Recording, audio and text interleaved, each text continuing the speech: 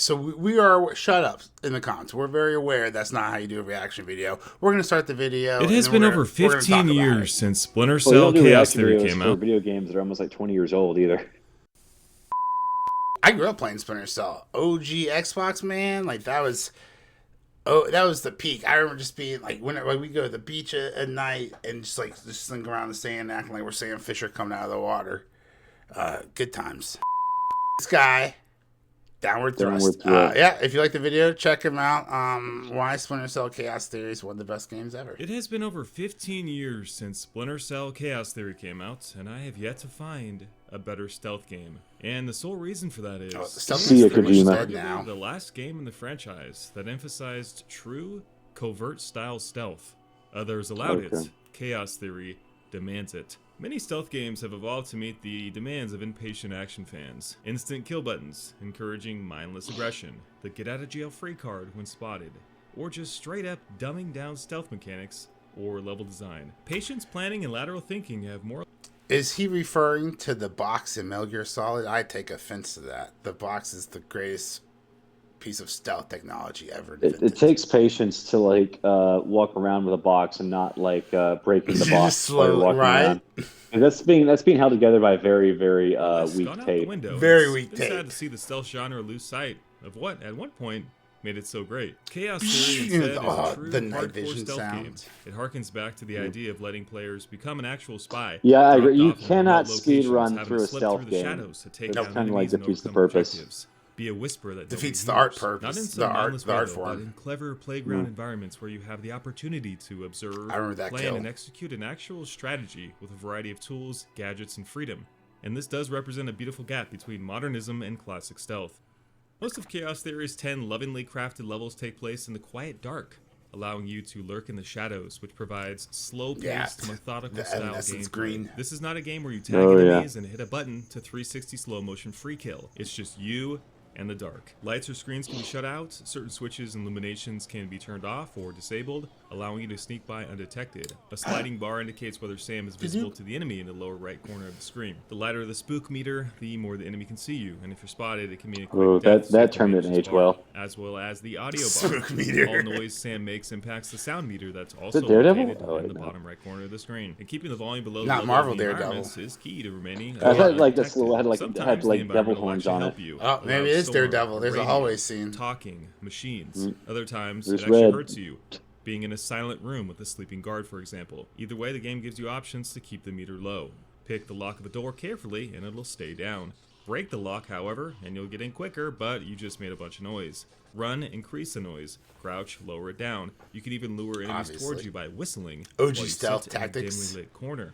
Snatching his eyes. Yeah, those eyes were so so bad. Feedback loop. Did he have six cups of coffee? But it also makes for one hell of a fun, sneaky gameplay loop as you manage the 2 meters on the fly. The cool thing about Chaos Theory is you get 3 alternative vision modes to help you become a true spy. You get the classic night vision for general sight in dark places, thermal for picking up body heat or catching body signatures through smoke, and EMF, which allows you to going through crime scenes, missions, which comes in handy for staying in the shadows and doing some of the game's so actually had more UV. The night vision in particular makes everyday encounters like eavesdropping, interrogating, or simply moving around extremely tense as you stalk targets under the cover of a fuzzy green hue. I just love the sound of it flicking it on.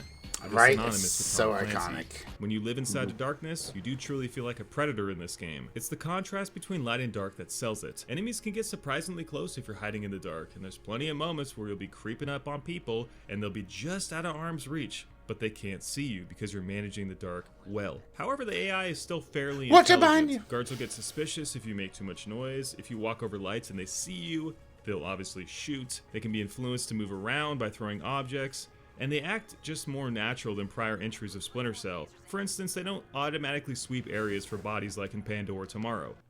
How did that guard not hear the glasses come on? I'm like, oh no, Tom. I'm like, oh no, Sam's behind me. They now have to suspect something is awry. If they do, whether it's with a noise you made or a camera feed or a door you left open, that's the worst guard of all time. That should be on. They'll try and sniff you out. Terrible flashlights. He's solid. He's stealth game, and though it's not perfect here, for the most part, just keep walking. There's some oddball, stupid NPCs. I didn't see it. Just seem like they want to die. But given the year the game sounds like Major the security guard.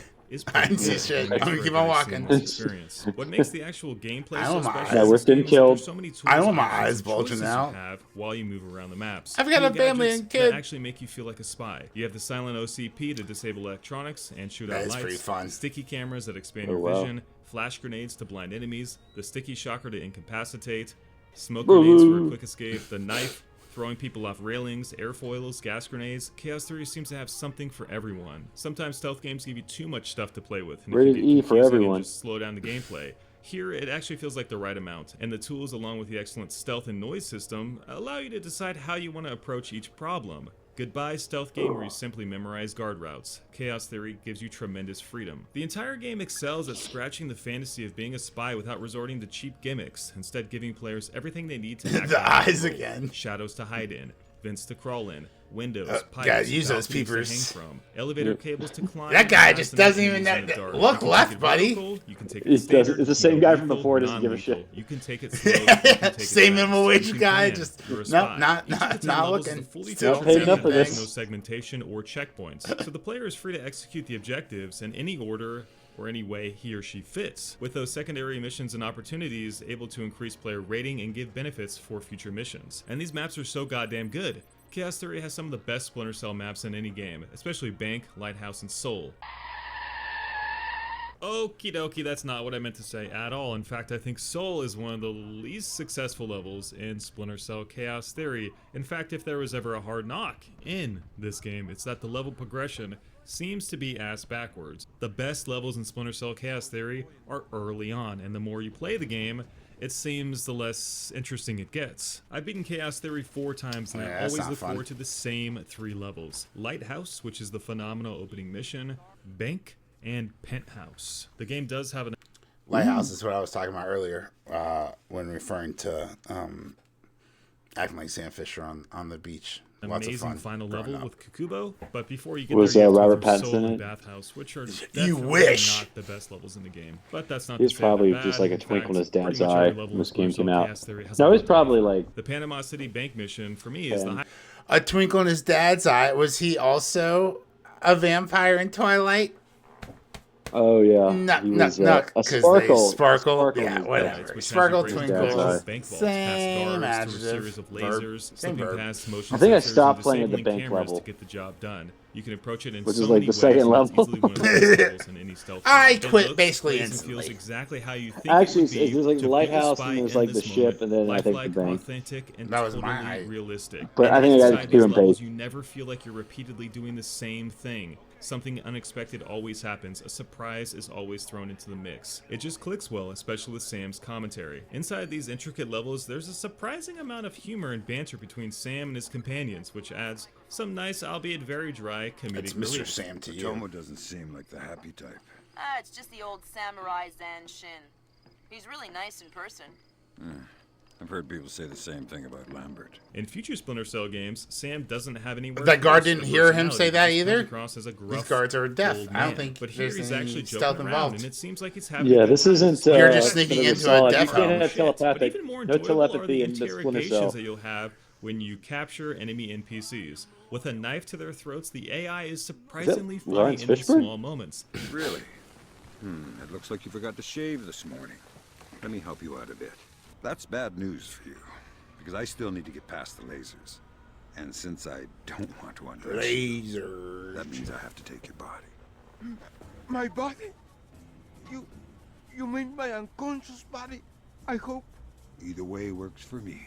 They don't just beg for mercy or spill the beans on a door code or give you information. Real conversation and funny jokes take place all the time. I mean, my unconscious body. My absolute favorite one was when I snuck up on a guard who was standing near a coffee machine, and Sam turns to him after put him in a chokehold and asks him what kind of coffee beans he's using to make the coffee. It's not terribly original, but gosh, you gotta love a protagonist that has a personality. And considering the poor guy was about to, at the very least, get I bet he likes his coffee black. Consciousness made the interaction much more memorable.